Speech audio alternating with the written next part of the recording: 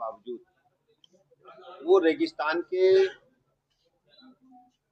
शुतुरमुर्ग की तरह आंखें बंद करके बालू के माध्यम से सच्चाई को छुपाने का या सच्चाई को न समझने का असफल प्रयास कर रहे हैं। 2017 से पहले प्रदेश के क्या हालात थे, ये उत्तर प्रदेश की जनता समाजवादी पार्टी के विषय में अच्छी तरह जानती है। पूरे प्रदेश को जंगल राज में तब्दील कर दिया था। गुंडे, बदमाश, माफिया, लुच्चे, लफंगे प्रशासन पर कब्जे करके जनता को प्रताड़ित कर रहे थे। प्लाट, मकान, दुकान कब्जा कर रहे थे। बहू बेटी की इज्जत आबरू खतरे में थी। लॉ एंड ऑर्डर को पूरी तरह से ध्वस्त कर दिया था। 1000 से अधिक दंगे इनकी रिजिम में हुए थे। मुजफ्फरनगर के दंगों को कोई आज भी नहीं भूला है। समाजवादी पार्टी का जो तंत्र है पूरी तरह से बैड एलिमेंट्स के प्रमोशन पर आधारित है। भारतीय जनता पार्टी की सरकार माननीय मोदी जी के नेतृत्व में, उनके मार्गदर्शन में सबका साथ, सबका विकास, सबके विश्वास के आधार पर उत्तर प्रदेश में जन जन का विश्वास जीत चुकी है। आदरणीय योगी जी के नेतृत्व में प्रदेश में चतुर्मुखी विकास हो रहा है। आज सर्वाधिक एक्सप्रेसवेज वाला स्टेट उत्तर प्रदेश है। बिजली के मामले में मैं स्पष्ट करना चाहूंगा, आप भी पत्रकार मित्र इस बात को अच्छी तरह उनसे जरूर सवाल पूछें। 2017 से पहले एक हफ्ता बिजली दिन में आती थी, एक हफ्ता रात में आती थी। पीने के पानी के लिए बुंदेलखंड, विंध्याचल में ट्रेन से पानी मंगाया जाता था गर्मी के दिनों में। सड़कों का बुरा हाल था, स्कूलों का बुरा हाल था, अस्पतालों का बुरा हाल था। आज समाजवादी पार्टी के मुखिया को जवाब देना चाहिए, जाति आधारित तो पारिवारिक पार्टियों को किस ढंग से जनता को आज तक 4 बार समाजवादी पार्टी ने स्टेट में सरकार बनाई है और किस ढंग का शासन दिया है, प्रदेश की जनता अच्छी तरह जानती है। ये प्राइवेट लिमिटेड कंपनियों की तरह पार्टी चलाते हैं और जब सूबे में सत्ता में होते हैं तो सत्ता के मद में चूर होकर के सफाई में मुंबई के कलाकारों को बुला करके सरकारी पैसे से डांस देखने का काम करते हैं। इनको जनता से कोई सरोकार नहीं है। ये जाति के आधार पर, तुष्टीकरण के आधार पर वोट हासिल करके सत्ता की भूख को मिटाना चाहते हैं। प्रदेश की जनता इनको कभी भी स्वीकार नहीं करेगी। भारतीय जनता पार्टी माननीय मोदी जी के मार्गदर्शन में जनता के दिलों पर लगातार राज कर रही है और गरीब कल्याण योजनाओं के माध्यम से माननीय मोदी जी ने जन जन का भरोसा जीत लिया। अखिलेश यादव ने एनकाउंटर पे सवाल खड़े किए। आप क्या चाहते हैं अपराधी पुष्पित पल्लवित हो?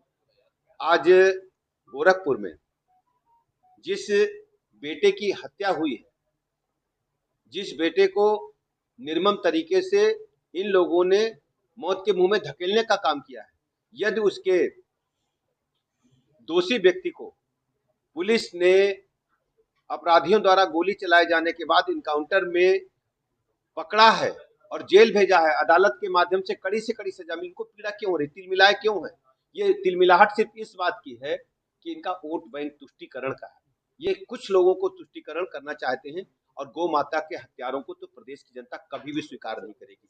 ये वही लोग हैं जो गौ माताओं को सड़क पर नहीं देख सकते थे, ये सीधे सीधे स्लाटर हाउस में भेजते थे। अवैध बूचड़ खाने संचालित करने का काम समाजवादी पार्टी की सरकार में हुआ था।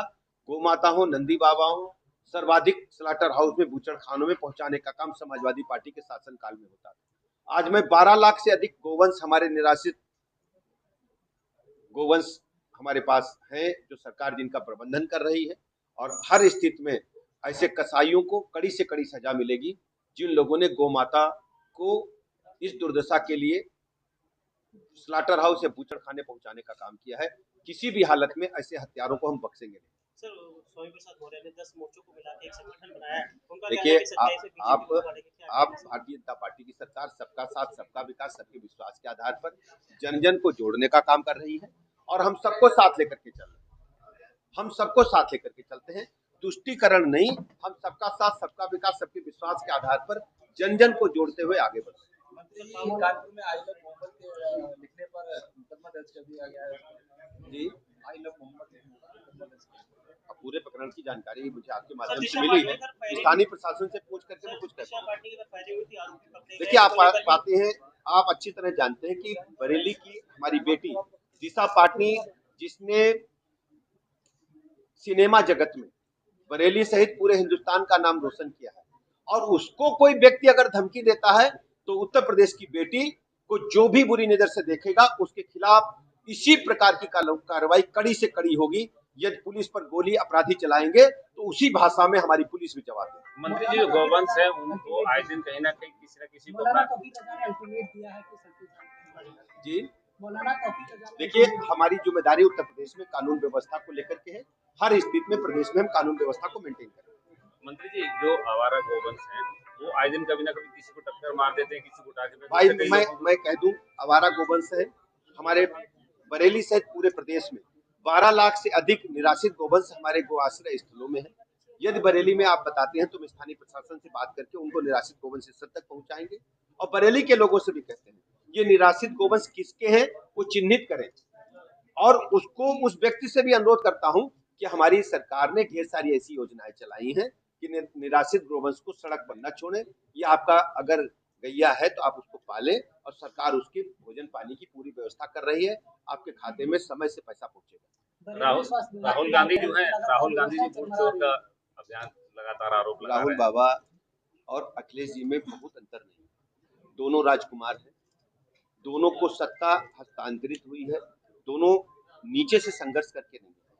उनको पता ही नहीं है कि देश की जनता आज मोदी जी को अपना अभिभावक मानती है। पूरे देश में 25 करोड़ से अधिक लोग गरीबी की रेखा से निकल करके ऊपर आ गए हैं। गरीब कल्याण योजनाओं ने जन जन का भरोसा जीता है। कृषि विज्ञान से लेकर अंतरिक्ष विज्ञान तक के सभी क्षेत्रों में आमूलचूल परिवर्तन हुआ है। आज भारत स्वावलंबन की ओर आगे बढ़ रहा है। आज भारत स्वदेशी मूवमेंट को आगे बढ़ाने में कामयाब हुआ है। डिफेंस सेक्टर हो या चिकित्सा विज्ञान हो, हर क्षेत्र में अभूतपूर्व प्रगति हासिल हुई है।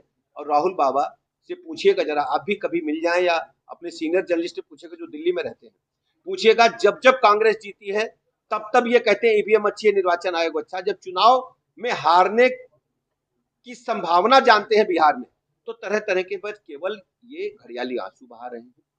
बिहार सहित पूरे भारत में कांग्रेस पार्टी साफ होने जा रही है और ये कुकर्मों की वजह से हो रही है। इन्होंने 70 के दशक में गरीबी हटाओ नारा दिया था, कहां चली गए वो लोग जिन लोगों ने गरीबी हटाओ नारे के नाम पर गरीबों का वोट हासिल करके इस देश में कई दशक तक सरकार बनाई।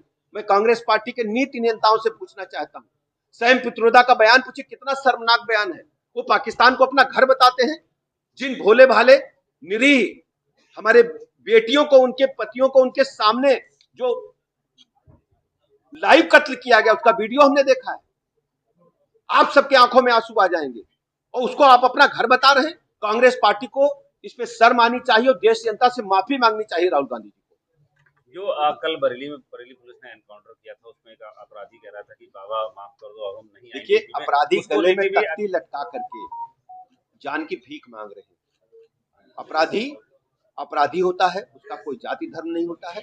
वो जेल के सीखे पीछे जाना चाहिए, उसको कठोर से कठोर सजा मिलनी चाहिए। और अदालत के माध्यम से मुझे कहने में फक्र है कि बेटियों पर और बालकों पर, बच्चों पर पास्को एक्ट के माध्यम से 6-6 महीने में हमने फांसी की सजा सहित आजीवन कारावास, 10 वर्ष तक कारावास।